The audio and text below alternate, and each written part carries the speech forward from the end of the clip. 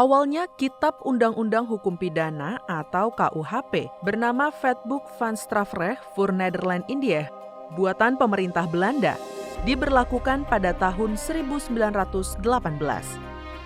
Setelah Indonesia merdeka, lewat Undang-Undang Nomor 1 Tahun 1946, KUHP lahir dan menghapus aturan warisan Belanda, kemudian menjadi acuan hukum pidana positif hingga sekarang. Undang-undang KUHP yang berlaku saat ini dinilai sudah tidak relevan dengan dinamika zaman dan kondisi hukum di Indonesia.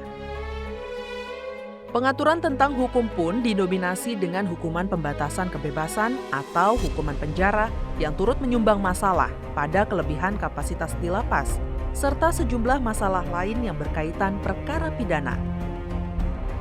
Sempat tertunda pengesahannya di tahun 2019. Revisi KUHP mendapat penolakan berupa aksi demonstrasi oleh mahasiswa dari berbagai universitas di depan Kompleks Parlemen Senayan. Kini, revisi KUHP masuk dalam prolegnas jangka menengah tahun 2020 hingga 2024 dan prolegnas prioritas tahun 2022. Harapannya bisa diselesaikan pada masa sidang kelima DPR RI tahun 2022. Anggota Komisi 3 DPR RI Arteria Dahlan menyatakan, koreksi dari masyarakat justru diperlukan dalam pembahasan RKUHP. Siapapun yang masih belum jelas, siapapun yang masih mengatakan ada kurangnya, harus disempurnakan, datang ke kita. Ya. Dalam sesingkat-singkatnya kita akan berdiskusi, dan memang kalaupun terbukti kita harus lakukan upaya korektif, ya, nanti kita lakukan pembahasan. Sementara itu, anggota Komisi 3 DPR RI Nasir Jamil mengatakan, jika pembahasan sudah selesai, setiap fraksi di DPR RI diharapkan bisa menelaah kembali isi dari revisi tersebut. Karena KUHP akan dijadikan payung dasar hukum yang mengatur delik pidana yang ada di Indonesia. Namun sebelum itu, Nasir juga berharap agar aktivis maupun stakeholder diberikan ruang untuk memberikan masukan dan koreksi. Mereka para akademisi dan juga para aktivis yang selama ini memang menguliti satu persatu perubahan kitab hukum pidana kita tersebut. Harapan kami mudah-mudahan DPR bisa memberi ruang untuk mereka, ya, memberikan ruang pada mereka. Apakah ruang untuk mereka itu diberikan melalui fraksi-fraksi atau diberikan ruang secara langsung kepada mereka. Nasir Jamil menambahkan masih ada beberapa hal yang perlu diperbaiki berkaitan dengan beberapa peraturan hukum yang belum sinkron dengan KUHP terkait hukuman sanksi yang beririsan dengan undang-undang lainnya.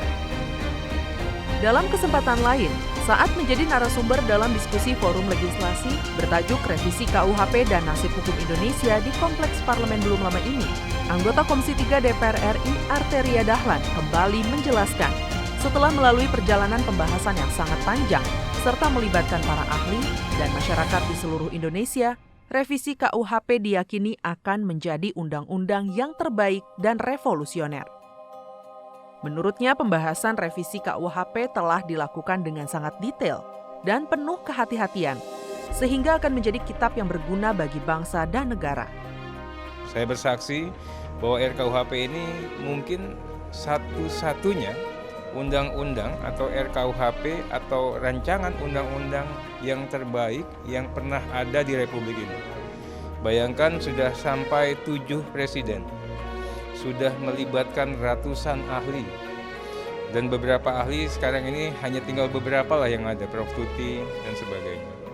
Ya. Melibatkan semua elemen masyarakat tanpa ada yang kurang, dari Sabang sampai Merauke. Satu-satu perkata, tidak hanya ayat, ya, diksi kata pun dibahas. Terkait 14 isu krusial yang menjadi sorotan publik, PLT Dirjen Peraturan Perundang-undangan Kementerian Hukum dan HAM, Dahana Putra mengatakan, sejak penundaan pembahasan revisi KUHP di tahun 2019, pemerintah bersama DPR RI telah melakukan sosialisasi yang masif kepada para stakeholder dan seluruh masyarakat di Indonesia sebagai upaya penyempurnaan revisi KUHP. Waktu itu kami pun juga melihat berbagai perkembangan sampai ke masyarakat, mahasiswa, maupun juga media. waktu itu ternyata kami menghimpun ada 14 klaster yang dituntut oleh masyarakat mahasiswa. Nah tentunya 14 klaster ini kami pun juga mendalami. Jadi waktu 2019 itu ditunda pembahasannya dan kami pun juga sampai saat ini pun juga melakukan langkah-langkah. Kita sosialisasi ke berbagai stakeholder, ke 12 provinsi, bahkan juga masifnya dengan virtual. Upaya pembaruan hukum pidana terus berjalan sejak tahun 1958. Penyusunan revisi KUHP selalu menarik perhatian publik dan menimbulkan kekhawatiran masyarakat terkait substansi atau norma baru dan tak jarang menimbulkan pro dan kontra. Untuk itu DPR RI berkomitmen untuk menyelesaikan revisi KUHP dengan melihat perubahan hukum yang ada agar revisi KUHP bisa menjadi payung besar hukum pidana yang akan menjaga kedaulatan hukum Indonesia dan melindungi masyarakat dalam kondisi apapun.